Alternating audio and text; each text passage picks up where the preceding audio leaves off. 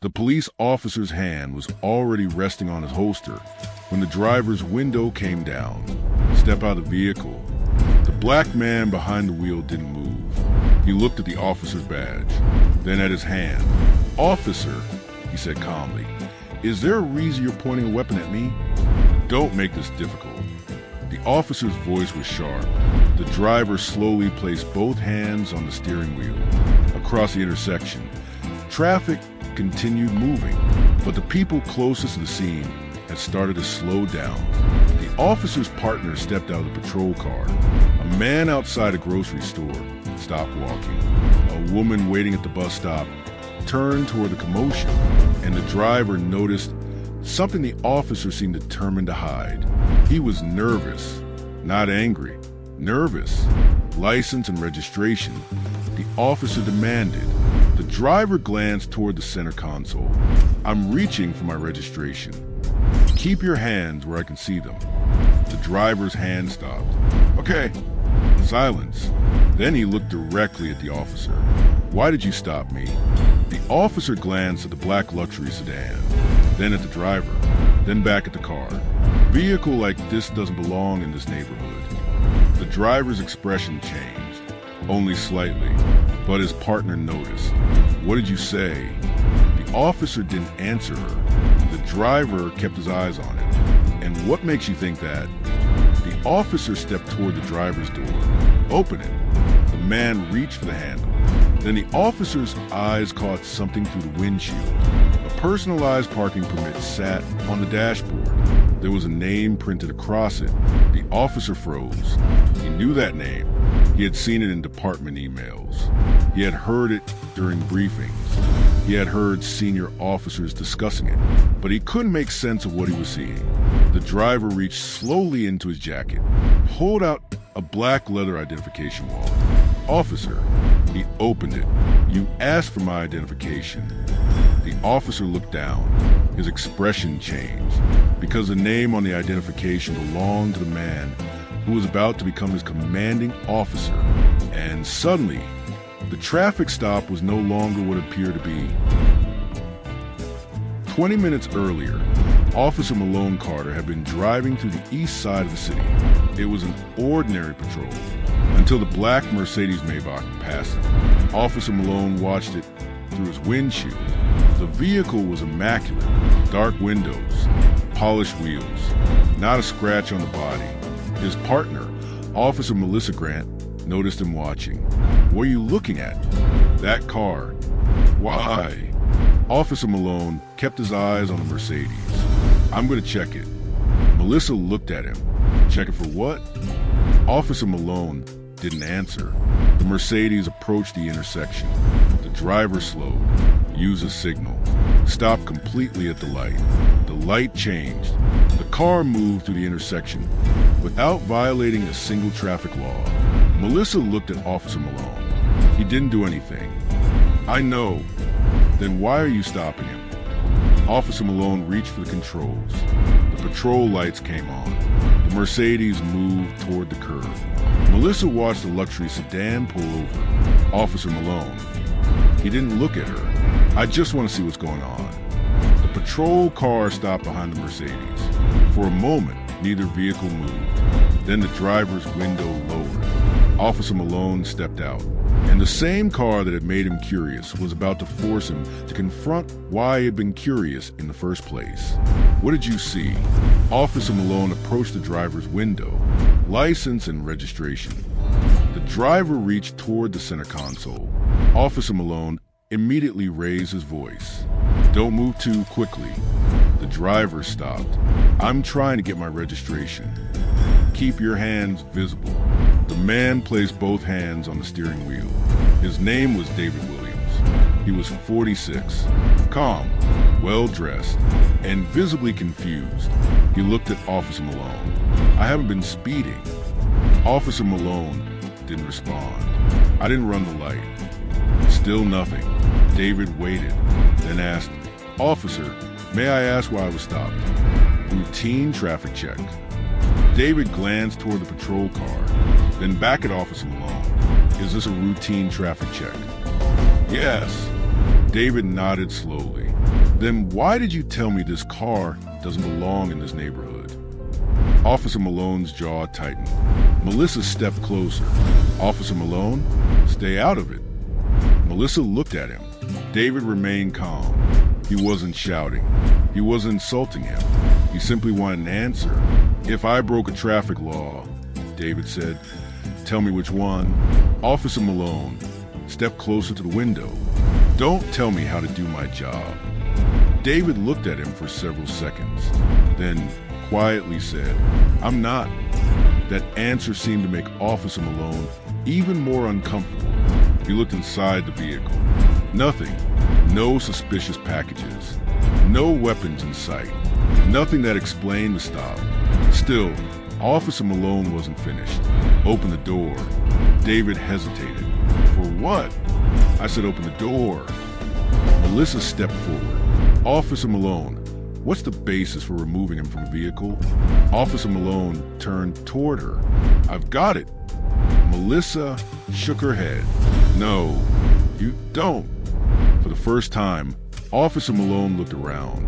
People were watching. A man outside the grocery store had taken out his phone. A woman at the bus stop was staring. David noticed them too. Then he looked back at Officer Malone. Officer, I'm going to cooperate. Officer Malone nodded. David reached for the door. But I want you to remember something. Officer Malone stopped. What? David opened the door. Everyone is watching. He stepped out, and Officer Malone ordered him to turn around. David did. Put your hands behind your back. David's eyebrows rose. Am I being arrested? Just cooperate. David slowly placed his hands behind him. Melissa immediately stepped forward. Officer Malone. What? We don't have grounds for this. Officer Malone ignored her. He began to pat down. Wallet, keys, phone, nothing.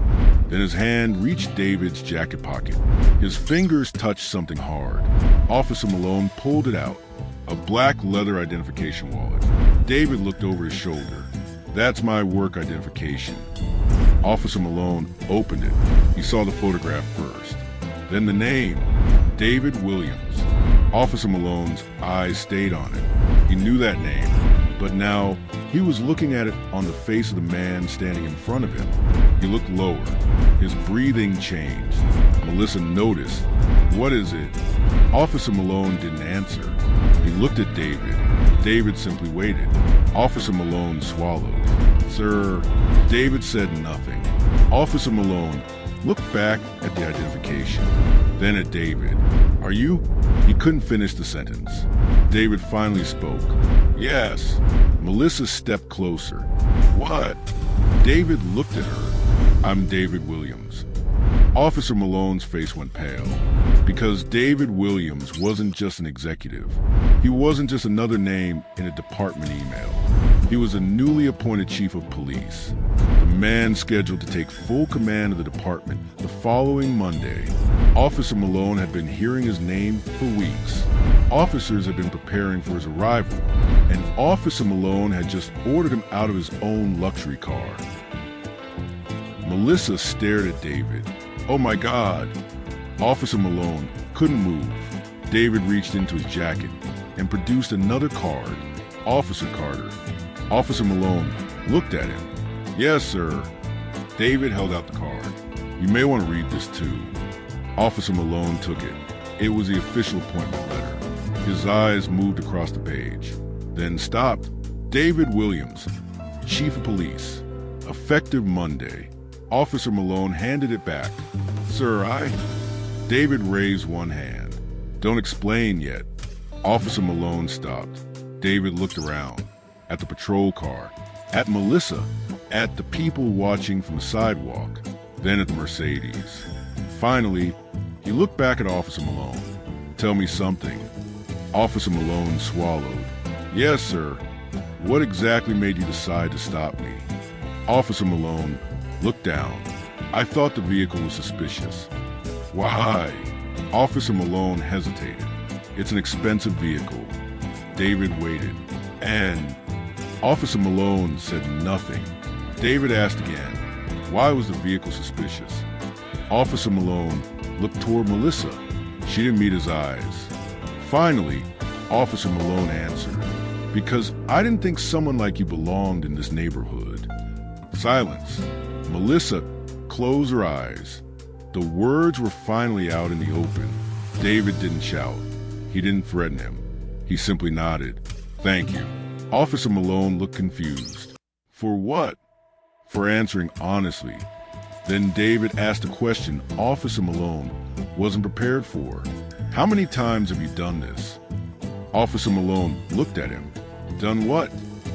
Stop someone because of what you assumed they were. Officer Malone had no answer. David didn't push him. Instead, he handed the identification back. Don't answer me. Officer Malone looked up. Answer yourself. David paused, because if this happened to you, he glanced toward the crowd, then it has probably happened to someone else. That evening, a video of the traffic stop appeared online. It was only 2 minutes and 17 seconds long. The caption read, "Cop stops black man in luxury car, then finds out he's a new chief." The video spread quickly. Thousands watched it, then tens of thousands. Some people were furious. Some laughed. Some defended Officer Malone. Others demanded that he lose his job. But one comment kept being shared. The shocking part isn't that he didn't recognize his boss. It's why he thought the man was suspicious in the first place. That comment changed the conversation, and David saw it later that night. He sat alone in his kitchen and played the video again. He watched Officer Malone approach the Mercedes. He watched him demand that David step out. He watched the confrontation. Then he reached the sentence that had stayed with him. This vehicle doesn't belong in this neighborhood. David paused the video. He stared at the screen. The traffic stop wasn't the real problem. The real problem was the belief underneath it. But David wasn't interested in humiliating one officer.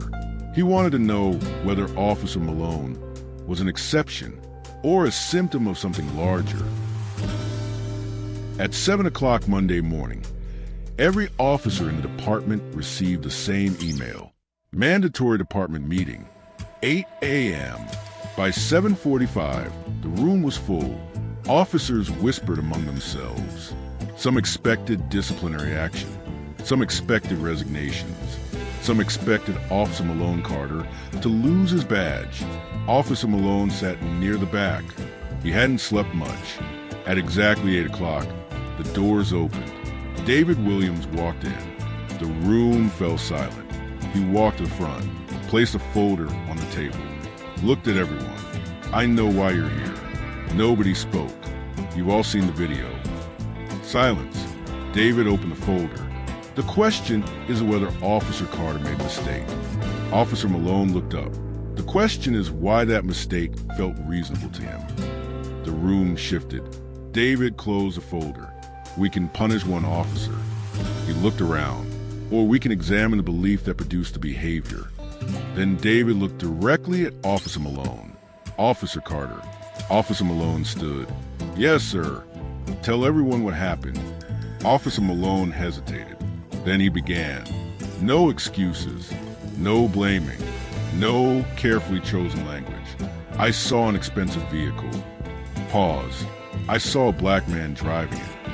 Another pause, and I decided something didn't fit. Nobody moved. Officer Malone continued. I didn't have evidence.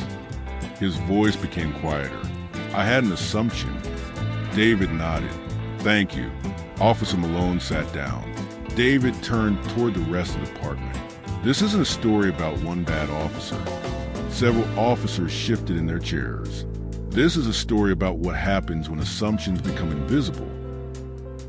David opened another folder. This morning, I reviewed traffic stop reports from the last 12 months. Officer Malone looked up. There was a pattern. David began reading. Luxury vehicles. Pause. Black drivers. Pause. Low-level violations. Another pause. And disproportionately long interactions. Nobody spoke. David continued. But here's what surprised me. He looked around the room. Most of these stops were technically legal. A few officers relaxed. Then David continued. And that is exactly why this matters. The room became quiet again. Something could be technically permitted. David closed the folder and still be morally wrong. Officer Malone looked at him. This wasn't about his traffic stop anymore. David wasn't looking for one person to blame. He was looking at a pattern. Then he reached for another file, and this time, he handed it directly to Officer Malone. Read page 12. Officer Malone opened it. His eyes moved down the page, then stopped. A complaint, 8 months old. A black businessman had reported being stopped 3 times in the same month. Each time, he had been driving a different luxury vehicle. Officer Malone recognized the address, then the street, then the description. He looked up. Sir, David watched him. You remember him? Officer Malone slowly nodded. Yes. Why? Officer Malone stared at the report, then whispered, because I was one of the officers. The room went silent. David didn't accuse him. He asked one question. What did you write? Officer Malone looked down. Read his own words. Driver appeared nervous. David waited. Was he? Officer Malone thought about it. No. What made you write that? Officer Malone looked at the report, then at David. I don't know. David nodded. That's the problem. Robert Hayes. Later that afternoon, the businessman from the report came to the station. His name was Robert Hayes. Officer Malone sat across from him. For a moment, neither man spoke. Then Officer Malone said, I owe you an apology. Robert looked at him. You do. Officer Malone nodded. I judged you before I knew anything about you. Robert didn't immediately forgive him. Instead, he asked, you know what bothered me most? Officer Malone shook his head. I stopped believing I could simply drive home. Officer Malone looked down. Robert continued. Every time I saw a police car after that, I wondered if I'd done something wrong. He paused. I hadn't. Officer Malone looked up. Robert's eyes were tired. You didn't just stop my car. Officer Malone waited. You changed how I experienced the road. The words stayed between them. Officer Malone didn't defend himself. He didn't explain procedure. He didn't say he had meant no harm. For once, he simply listened, because now he understood the part of the story that never appeared in a police report. The stop ended when the officer drove away. The experience didn't. The choice. That evening, Officer Malone sat alone in his car outside the station. His badge was still on his chest. His uniform still fit. His career was still intact. But something had changed. For years, Officer Malone had believed professionalism meant following procedure. Now he understood something more difficult. Procedure could tell him what he was allowed to do. It couldn't always tell him what he should do. Officer Malone opened his phone. He played the original video again. This time, he didn't watch David. He watched himself, his posture, his tone, his certainty. Then he noticed something he hadn't noticed before. At the beginning of the stop, Melissa had asked him, "Why are you stopping him?" And Officer Malone had answered, "I just want to see what's going on." He had no evidence, only a feeling, and he had treated that feeling like evidence. Officer Malone lowered the phone, then looked through the windshield. For the first time, he understood what had to change, not just his behavior, the belief producing it. 6 months passed. Most people had forgotten the viral video. Officer Malone hadn't. He volunteered for a new department initiative focused on traffic stop accountability and community trust. He didn't lead it. He didn't ask for praise. He reviewed stops, listened to complaints, sat with officers, spoke with residents, and slowly he began noticing something. Many officers weren't intentionally trying to mistreat people. They were making fast judgments. Sometimes those judgments were useful. Sometimes they were wrong. But the dangerous part was how rarely anyone questioned them. Officer Malone began teaching younger officers one sentence. Your suspicion is a question, not a conclusion. He repeated it whenever someone described a person as suspicious. If something looks unusual, investigate. He paused. But don't turn unfamiliar into guilty. Another pause. Don't turn uncomfortable into dangerous. And finally, don't turn an assumption into evidence. One afternoon, Officer Malone was patrolling the same intersection where everything had started. Traffic moved slowly. People crossed the street. Then a black luxury SUV approached. Officer Malone noticed it. For half a second, the old instinct returned. Then he stopped. He watched the vehicle. It obeyed the light, used its signal, maintained its lane. Nothing was wrong, so Officer Malone let it pass. His partner looked at him. "You're not stopping it?" Officer Malone smiled slightly. No reason to. The SUV disappeared around the corner. Officer Malone looked forward. The same road, the same kind of vehicle, a completely different decision. And that was when he understood something. Transformation wasn't one dramatic apology. It wasn't a speech. It wasn't losing a job. It was a moment when the same situation appeared again, and you chose differently. A week later, Officer Malone was called into David's office. "Sir," David looked up. "Sit down." Officer Malone sat. David slid a photograph across the desk. Officer Malone picked it up. It was from the day of the traffic stop. He stared at it. "Why are you showing me this?" David answered, "Because I want you to remember who you were that day." Officer Malone nodded. Then David continued, "And who you decided to become afterward." Officer Malone looked at him. "I still made the mistake." "Yes." "I still judge you." "Yes." "I can't change that." "No." David leaned back. "But you can decide what the mistake becomes." Officer Malone was silent. David continued, "A mistake can become an excuse." He paused. "Or it can become a teacher." Officer Malone looked at the photograph again, then smiled faintly. "Thank you, Chief." David shook his head. "Don't thank me." Officer Malone looked up. "Then who?" David pointed toward the photograph. "Thank the person you were that day." Officer Malone frowned. David continued. "He showed you what you still needed to change." Officer Malone looked down at the photograph, and this time he didn't look away. 1 year after the traffic stop, David was leaving police headquarters. He walked toward his car. Officer Malone happened to be outside. "Chief." David turned. Officer Malone smiled. "You remember that Mercedes?" David laughed. "I remember." Officer Malone looked at him. "I've been thinking about something." "What?" "If I hadn't stopped you that day." David waited. "I might never have realized how much I was assuming." David nodded. "Sometimes the person who exposes our blind spot isn't the person we expect." Officer Malone smiled. "Funny thing is..." "What?" "You were supposed to be the person I was afraid of." David laughed. "Why?" "Because you were my new boss." David shook his head. "No." He opened his car door.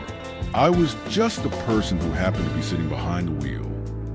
Officer Malone watched him drive away. Then he looked down at the badge on his chest. The badge hadn't changed. His uniform hadn't changed. His authority hadn't changed. But the man wearing them had. And perhaps that was a real lesson.